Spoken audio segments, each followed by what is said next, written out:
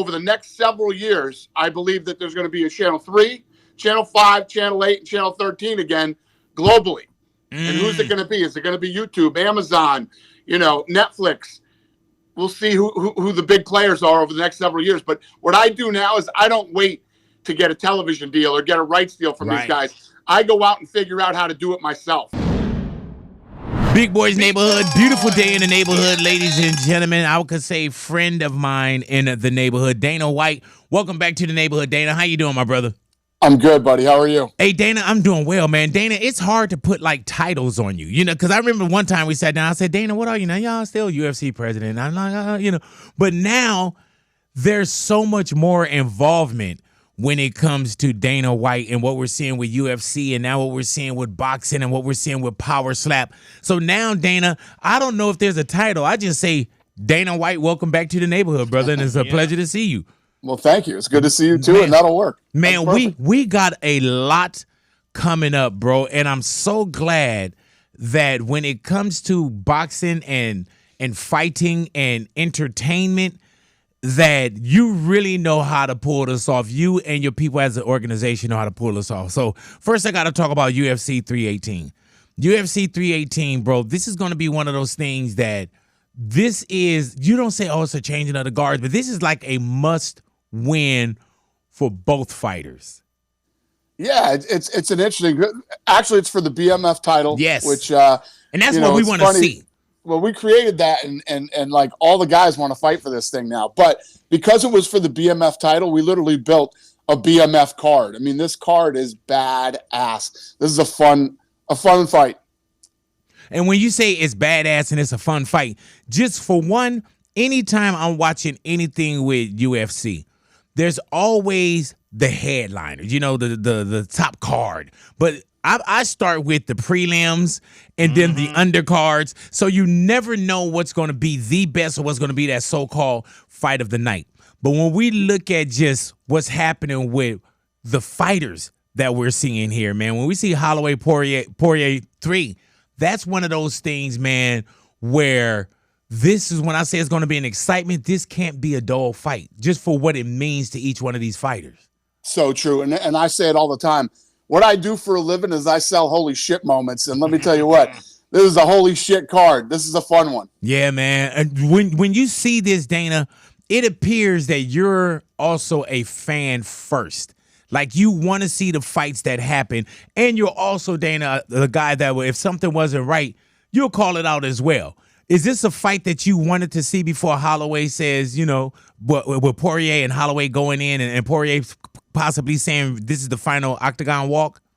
Yeah, I mean, even though, Poirier is making this his last fight, he's still in the lightweight division, which is the top 15 is the nastiest guys ever. And he's still ranked number 6 and Max Holloway's ranked number 5. Yeah, so really, these are two, top 5 guys in the world in one of the nastiest divisions that exists fighting each other, and one of them's going to retire. Yeah, man. So, yeah. Is it hard when you see someone great retire? Like John Jones just announced his retirement. As an owner, a spectator, as a person, is it hard when you see someone say, I did my due? Not in this sport, man. When you start thinking about retiring, you probably should. So this is a rough sport. So, if you look at I think ESPN posted a couple days ago, all the last 11 opponents that Dustin Poirier has fought, 7 of them were world champions. So, I mean, he's had an incredible career, made money, done his thing, and he's going out with a bang with Max Holloway. So I'm happy for him. And then we're doing this fight in New Orleans because he asked for it. Yes, he wanted to fight his last fight in Louisiana, so we're doing it for him. Hey, man, when you do a fight like that in Louisiana, and that's pretty much that's home territory. You know what I'm saying? For Poirier to come out and do what he does. And do you feel like, I'm already 2 up?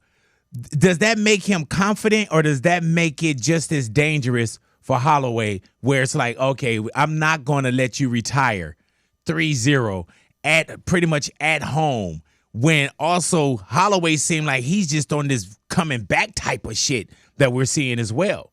Yeah, it's funny because a lot of guys react differently to fighting at home. Some guys find it more stressful. Some guys like it better. They feel more supported. But the thing about a guy like Holloway is he's beloved by everybody too. This is one of those fights where you like both guys and don't want to see either guy lose. Yeah, we literally off air, we were just having that conversation about where's the split at? Like who do you go with? You know what I'm saying? Yeah. And I think that's one of those where you see these guys that you have this investment with, and the one thing with they fought the best and continue to be the best. And so that's why when you see a UFC 318 card, especially that top guys, you're going to see something where it's like, oh, I expected more. Because I think also, man, when we watch these kind of UFC matches too, Dana, this reminds me of like Tyson. When I would watch Tyson back in the days, you couldn't leave the area. You couldn't get up and go get anything to eat because you never knew what was going to happen. Do you feel like UFC and what we're going to see with UFC 318 is one of those moments as well? Like, don't get up? Yep. Well, that's this card. And then all the prelims are those type of fights too. This card is definitely a BMF card. Is this one of those cards too where it's kind of a dream card for you, Dana? Well, I like cards where you know that the fights are going to be all action. And every Saturday when I put on a show, all I want is that if people stayed home or went to a bar or showed up at the venue, they all leave and go, I'm so glad I did this. I'll give you an example. A couple of weeks ago, we were in, where the hell were we? I think we were in Jersey.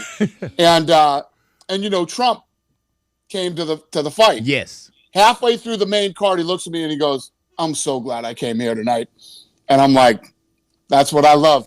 Whether it's him, you, anybody else sitting at home when they're halfway through a card and they're like, I'm so glad I watched it. Or when they turn the TV off because, just like me as boxing fans, there were so many Saturdays that I'm like, God damn it.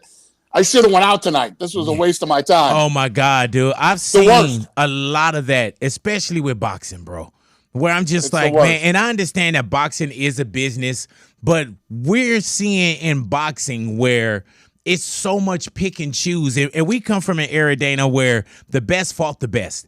And sometimes the best fought 2-3 times a year. Not even just getting to the belt. I'm talking about holding on to the belt and protecting the belt. So now you'll see someone where it's like, okay, we know who you should be fighting, but we're not getting that fight.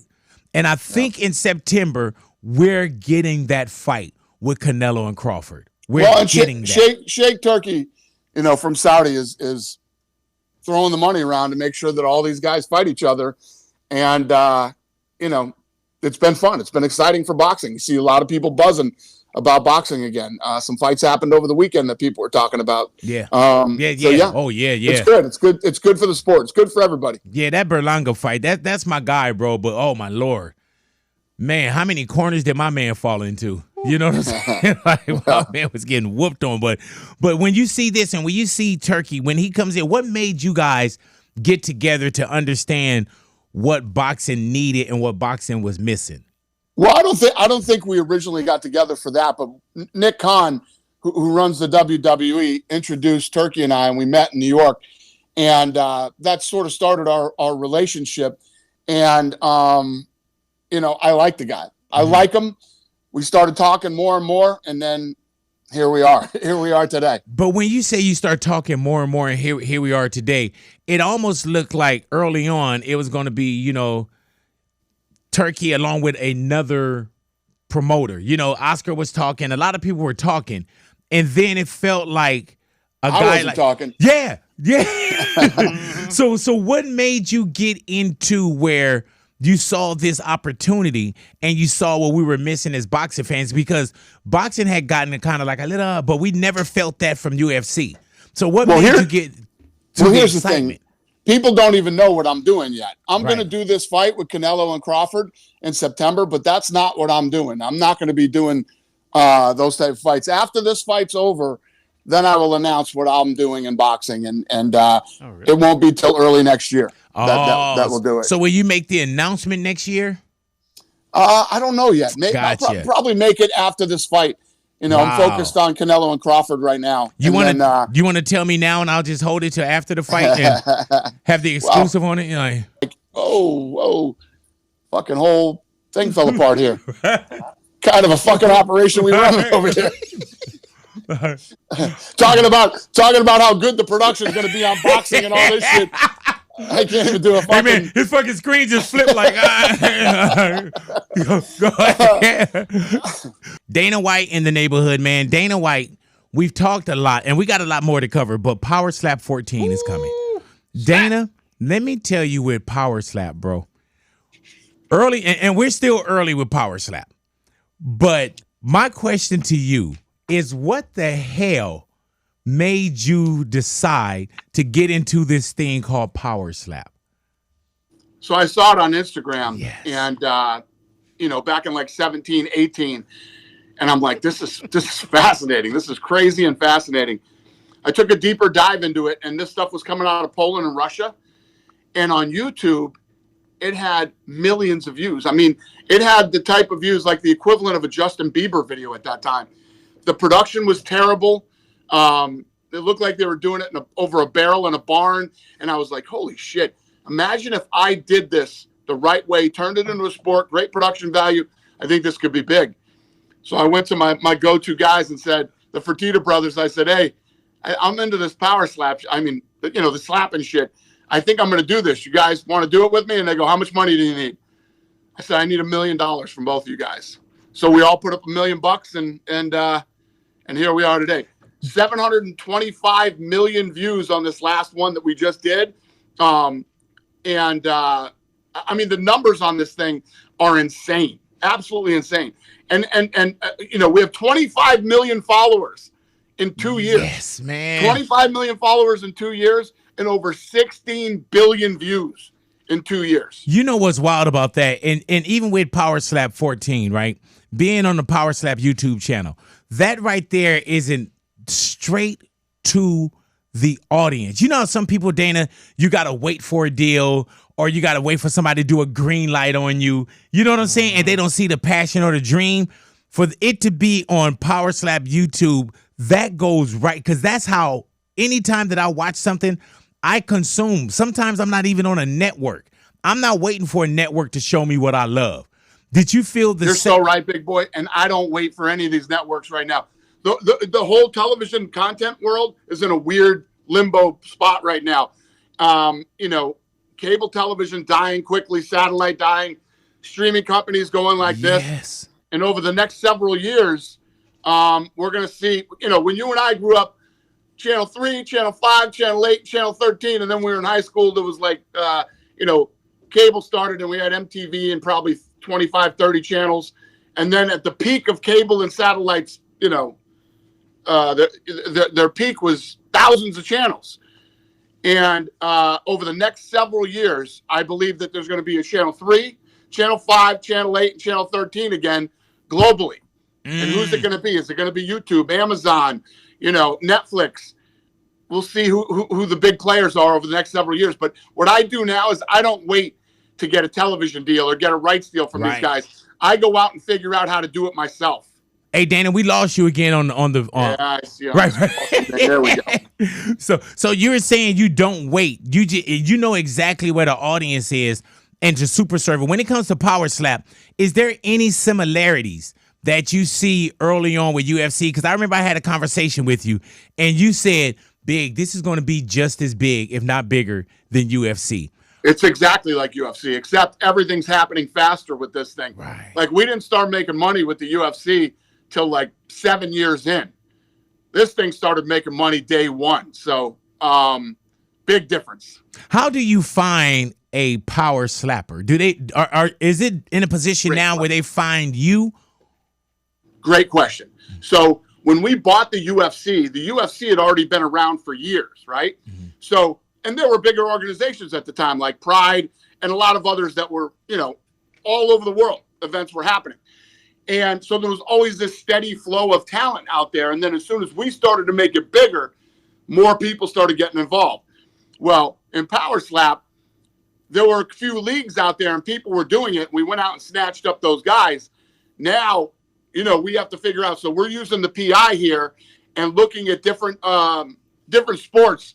Not everybody becomes an NFL player. Not everybody, gets into the WWE. Not everybody gets into this. And So we're looking for those guys that still want to be athletes. You can make a lot of money slapping, and we're bringing these guys in here to the PI and running them through courses and seeing who wants to power slap. So men and women. With like a Bell and a Mina that's going down for PowerSlap 14, right? They weren't inherited, right?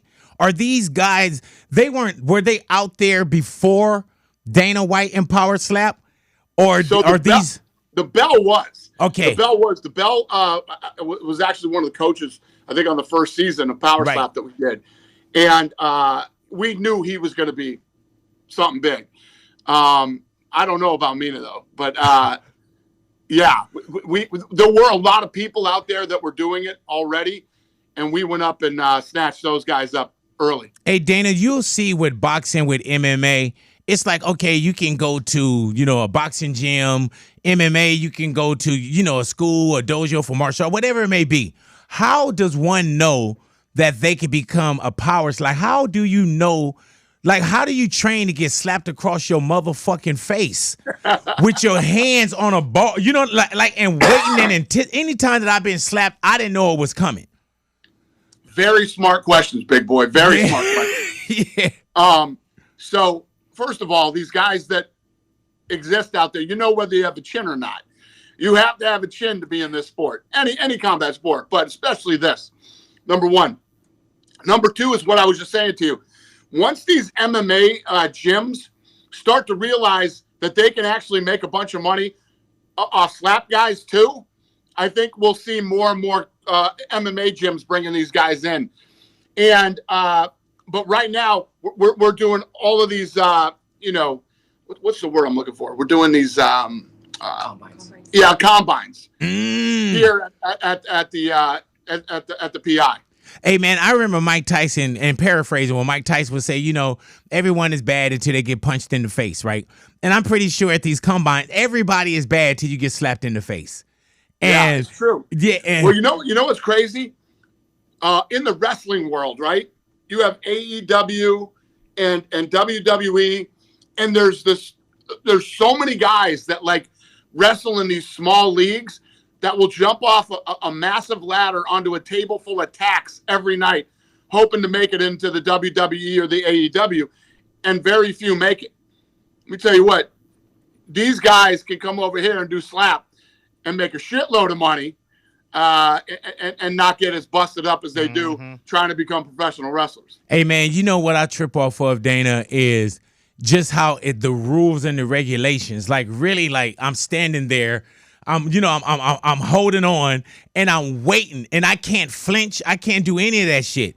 And I see some of the biggest, toughest guys get slapped out. And I'm like, bro, you don't know what your night is.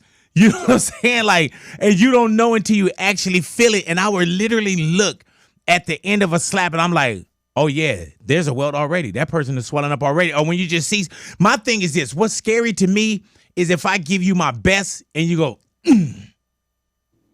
True. And I'm like, oh my God, now I got, at that time, that's when I'd be like, all right, well, I retire. Well, I'm going to tell everybody that's watching your show, I'm going to tell you, PowerSlap live event is one of the funnest nights you will ever have out. It's such a good time. You guys, I'm telling you right now, you guys, next one that's in Vegas, we're going to New Orleans this week. Yeah. On Friday. You have to come to Fontainebleau in Vegas to see one of these slap events. It is a fucking blast. Dana, it's so fun. And I know you said it, and I'm going to make sure I look at the calendar as well. But why is this the first one that's out of Vegas? Is it kind of with the UFC weekend and we get like a double dose or? No, so this is the first one out of Vegas in the United States. We've been to Saudi Arabia and Abu Dhabi. So, we started getting it regulated like we did the UFC, like you were asking about similarities. We started getting it regulated with all the different in the states that you'd want to go to and the cities you want to go to. So now that regulations rolled out, and we have to build all the infrastructure around it, referees and judges and all the things that come along with it. So. And New Orleans totally made sense for it to be our first one. Hey, man, and we've seen some UFC judges that's become household names. Where do you find a judge And are you getting other judges regulated as well? Because where do you find a judge that says, okay, these are the rules, this is the way it goes down. This is something that's fairly new to most of us. Well, it's a combat sport, so the judges and referees fall under boxing, MMA, and PowerSlap. It's all the same. Right. Do you ever look at someone and you feel bad for them? Oh yeah. Yeah, man. Listen, I still feel bad for guys in fights in the UFC, man. Listen, fighting is the highest of the highs and the lowest of the lows, you know? Yeah. Everybody walks in with an entourage, especially if you got a belt, and, you know, you go out there and you test yourself against somebody else who's trained and worked as hard as you have. Yes. And when you win, it's the most glorious thing that happens. It's the whole world is watching you on television, and when you lose, it is the complete opposite. Man, of all of that. And I'm pretty sure it's been a long while, but when did you have to learn how to separate yourself from bringing, you know, someone walking in with a belt and somebody that you possibly liked, and then you having to grab that so-called same belt and put it on someone else? How long ago, or when did you turn a corner where you was like, man, this is just part of the game? Was it early on? You know, it wasn't. I still I still battle with it. You know, and sometimes there'll be fights that are just, and these are people that I like and know and respect and care about. And you'll see this knockdown, drag them out war, and one of them has to lose. And sometimes at the end of the night, I go, "What the fuck do I do for a living? Right, it's insane." You know, but at the same time, it is the greatest job in the world. But you know what? You've also been very vocal about if you felt like something could have been better, you would say that could have been better, which a lot of promoters don't say, you know, and it's hard to say, oh, you wanted sugar, we sold you shit. It's not that, but you will call out and you will say possibly what someone else is saying that paid for the pay-per-view. Absolutely. At the end of the day, I'm as big of a fan as anybody else who watches. And I grew up with the same bullshit where, you know, you just watch something that was terrible and then you got some guy trying to talk you into that it was a great fight. Right. Never going to happen with me. Yeah, I just call it like it is. We didn't deliver this time, but we'll try to deliver for you next time. And Dana, how are you right now, man, on your health? You still look fucking amazing, bro. Thanks, man. Yeah. I just came off 10 days in Maine and, you know, hurting myself and not being good to myself through the 4th of July. Right. Then I bounced right into Nashville and I ended up hooking up with Kid Rock and we went out on Saturday night. I've been sick for 2 days since I went out with him. Right. So I'm good, but I'm a little puffy right now and I need to get my life in order. Hey, man, Dana, do you ever look at any of it was just an old freeze frame, and I think it was over the weekend, where you were putting a belt on someone, but it was the belt, and I was like, damn, I said, Dana, you know, was not looking like, I would never describe you. I know exactly what you're talking about. I saw that picture, too. It might even have been Poirier, like it was a preview for the Poirier fight. Yes, and I'm putting the belt on Poirier, and I look fucking enormous. Right. My head is like this big. Yes. Yeah. I know exactly what I'm wearing a gray suit. 100%. I was about to say you were in a gray suit. Is it crazy? Because I'll look at pictures of me, Dana, from like the 500-pound me, right? And I still could see that guy. But there's other times when I look and I'm like, damn. And it's not like I knew, but you also get like, damn, why nobody told me? You know what I'm saying? When you look back at those pictures, did you know that you were either bigger or unhealthy? Did you know those things? Yeah, I felt like shit. I mean, you and I have talked about this. Yeah. But then I always thought, well, this is what 50 feels like. This must be blah, blah, blah, blah, blah. And then I learned from Gary Brecka that that's not true. And, yeah, I'll never go back there. Listen, I'm always going to have my, you know, I love 4th of July, and I love my place in Maine. Going out with Kid Rock on Saturday night was a bad decision, right. For both of us.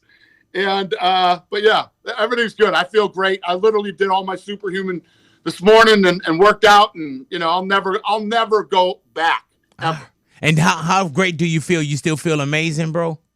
Feel unbelievable. I heard that, man. I got a guy by the name of Louis that's here. Louis work with us here, man. Louis jawline. Louis look like he can get into this power slap shit, right? What's up? If there is a way that I can get Louis into like a training, a combine or something, I would love to send him down there. So do you know who the Nelk boys are? Yes. 100%. Super tight with these kids. Hard-working, great kids. Uh-oh. One of their guys, Gabe, was extremely overweight. So I made a bet with him. If he lost a certain amount of time, a certain amount of weight at a certain amount of time, I would give him 25 grand. So we did this bet. He gets down. Then we make another bet. All of a sudden, you see this kid's life changing. As he started to lose weight, he started to notice this thing that was sticking out of his jaw on his face. Ends up he had a tumor attached to his jaw that he didn't even know he had. Had we not made the bet, had he not done what he did, who knows what would have happened to the kid. He ended up going in and having surgery, and they removed the tumor, and he's fine. But it's crazy. Hey, man, but he didn't feel anything. He noticed it first? Nope. Wow. But he was big. I mean, do you guys remember what he weighed? Can you Google that before? He weighed 330 pounds. What was his name again? Gary from Nelk Boys? Gabe from Nelk Boys. I'm pretty sure I know Gabe. I gotta know him. Hey, man, but even... Look him up. If you go to Nelk's Instagram, look up Gabe and look at the old pictures of him and look at the new pictures of him now. Hey, Dana, for this weekend, will you... of course, I know you will be at UFC 318. Are you also one to make sure, and I think I know the answer to this question, do you make sure that you make it to the power slaps as well? Oh, yeah, I know Gabe. Oh, yeah, I'll be a power slap. Yeah, I fly out tomorrow, so I got a press conference, and then Friday is power slap. I will be there, and then I will be at the UFC on Saturday. Hey, man, so, and I know that it's hard for you. I think it not hard, but not knowing what you're walking into when it comes to a UFC, like a UFC 318. Is it a difference from when you walk in to when you walk out? Because there's no the anticipation. I'm pretty sure you don't know what's going to happen because we don't know what's going to happen. What is it like when you walk in, and what is it like when you walk out? That's what I love about it. So when I show up, the thing about fight week is, like, what's today? Tuesday. I'm doing press today, and then tomorrow I fly there. Then I do the press conference, and everybody's there. We do the face off. Then I'll do power slap, which will be every power slap event is fucking unbelievable. Yeah, man. That'll be a fun night. Then the next day are the face-offs and the weigh-ins for UFC, which is my second favorite time of the week. And then the fights, and then we see how they play out. And let me tell you what, you know I'm a betting man. And if I had to bet, I guarantee you that this card is going to be very, very hard to pick who gets the bonuses on this one, because these fights are going to be crazy. Last Saturday's card was crazy. Oh yeah, man! And last Saturday was that Lewis fight? Was it what? Was it Lewis? The Derek Lewis fight? Derek Lewis? Yeah, Derek Lewis. Yeah. And Hey Teixeira. man, hey dude, Derek Lewis and Teixeira. Hey dude, when he took his box, his gear off, my wife, I was like, baby, I said that's what he do. He said his nuts are always sweaty. He got hot balls and he do that. Yeah, then he mooned the crowd. Yeah, man. Yeah. Hey, but you know what I noticed that night too, Dana? They were cutting audio. Was that a reason because it was on because it was on ESPN different? Or? Yeah. Yeah. It was on the network, so I'm sure they were bleeping a lot of stuff with Derek Lewis. Yeah. Yeah, and he's a bleep guy, man. And also, Dana, there was something where he came out where he was saying that, it was supposed to be the first round, this, that, and the other. And, UFC is scripted. And I know how much of a clown he is. It just happened to be that way. Are you familiar with that clip? No. What did he say? Okay, so there's a clip of Lewis, and he's saying, I come out, I knock him out in the first round. And he was like, I'm just following the script. You know what I'm saying? He was saying that, UFC is scripted, but I know what kind of clown he is. That's why you probably didn't hear it, and I don't think it held any weight because I only saw it on like a couple places, but I did want to ask you about it. Yeah, tell Teixeira it was scripted. For real. I think you might disagree with that. Hey, man, he'll be up there looking like, well, okay, what part of the fucking script was that? Because I did not get that fucking shit. Believe that. Hey, man, and we were just talking, man, before we got on this, to be real quick. Tito Ortiz. We had a conversation when we did the off-air, and you brought up Tito Ortiz, how Tito Ortiz He was definitely good for UFC. And then it got to a point, I asked you a question. I said, was there anyone that you ever wanted to see kind of lose in UFC? And your answer was Tito Ortiz. Yeah. And you would, is the thing that you have, not that you have, but bro, we've had some off-air conversations about Tito. And even when we did the off-air together and you looked in the camera and you said, could Tito had been a part of UFC, like how we're seeing DC, how we're seeing some of these great, what's my other guy's name that's doing a lot of commentating now? And he does the, Daniel Cormier and Daniel Cormier, but he does the podcast with Daniel Cormier as well. God damn it, the funny guy. I keep tripping. Oh yeah, Chael Sonnen, yeah. Yeah. So there's always a place, it felt like, where these people could have been. Could Tito have been one of those guys? Well, first of all, Tito should never speak publicly ever. If anybody walks over to Tito Ortiz with a camera, he should run. I told you that day, Tito is not bright. He is not a bright guy. I don't have any ill will toward Tito anymore. I used to fucking hate that dude so bad. But I don't have. Listen, I hope he's doing well. I hope his family's well and all that good stuff. But yeah, he is a very dumb guy. I told you that when we did that big interview together. Yeah, and, man. Jesus.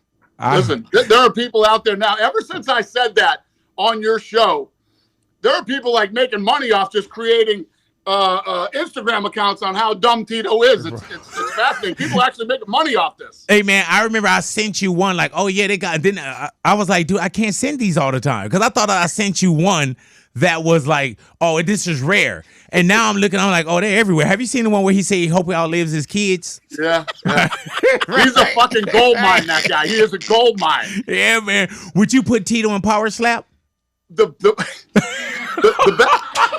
Well, I'll tell you this about Tito. One thing about Tito is Tito didn't like getting hit, but Tito had a good chin. Oh, Tito yeah. could take some shots. Oh, yeah, you can give him that. What the hell was I just going to tell you? The one, first of all, California, they elected him to be like a councilman or something. The swearing in, I don't know if you've ever seen the swearing in of Tito in Huntington Beach. It is fucking awesome.